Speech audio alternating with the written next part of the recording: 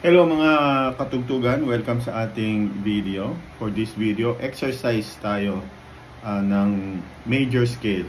So, pag ginagawa natin itong mga exercises na to, natutulungan na natin ma-memorize yung form ng major scale na napapractice pa yung ating left hand sa pag-fret. Parang dexterity, parang bahala sa buhay niya. Ako, pinapractice ko pa rin yan. So, sabay-sabay tayo mag-practice. Para dito sa ating unang exercise, ang tawag dito is major scale sequence. So, ascending, descending siya gamit yung major scale position, yung E form. So, ito yung E. Kuhanin natin siya sa G. Or sa A na lang, para mas maluwag. So, sa A, yung ating scale position. So, 1, 2, 3, 4, 5, 6, 7 octave, another octave. So yun yung gagamitin natin para sa exercises. Ang tawag natin dito is E form ng major scale, pero sa key of A tayo. So ang exercises natin is bibilang tayo ng 4. Start tayo sa A, 1, 2, 3, 4. Pagkatapos lipat tayo sa second note, which is B, 1, 2, 3, 4. Tapos yung C sharp, 1, 2, 3, 4. D, 1, 2, 3, 4.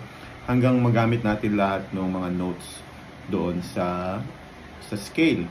So example, sa A, 1, 2, 3, 4. Tapos start naman tayo sa B.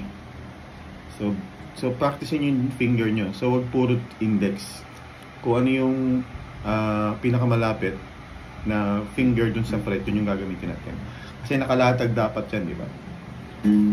So, dahil yung scale niya is magsisimula sa 4th position, sa 4th fret.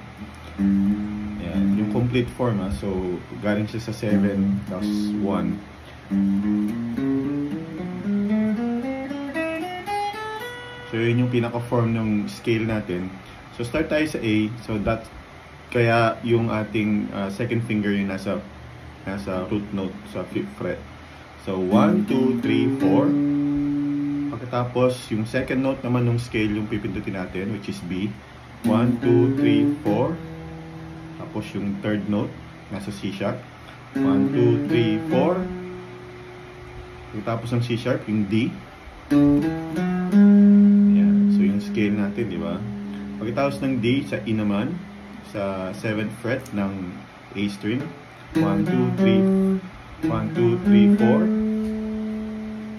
4. Pagkatapos, ito naman, yung ating F sharp.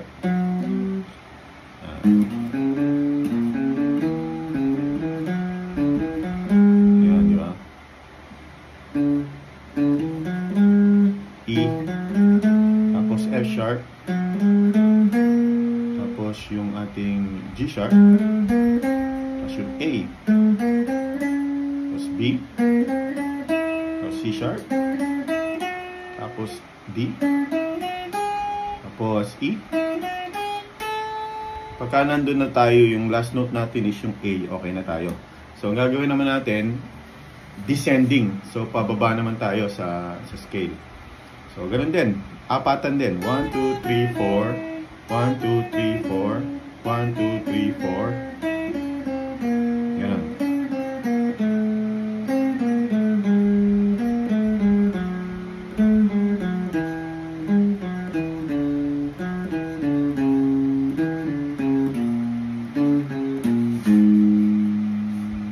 Okay. So, yun yung ating first exercise. Naku, 4 minutes. So, ulitin natin.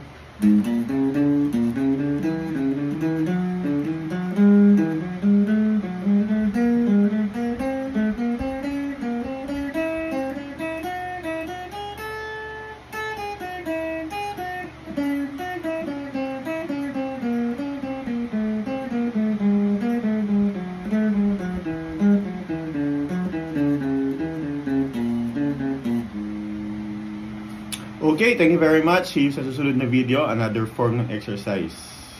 Thank you for watching. Subscribe, follow, at punta kayo sa tugtugtayo.com/free gift para may mga libreng tutorial doon. Okay? Sa description yung link.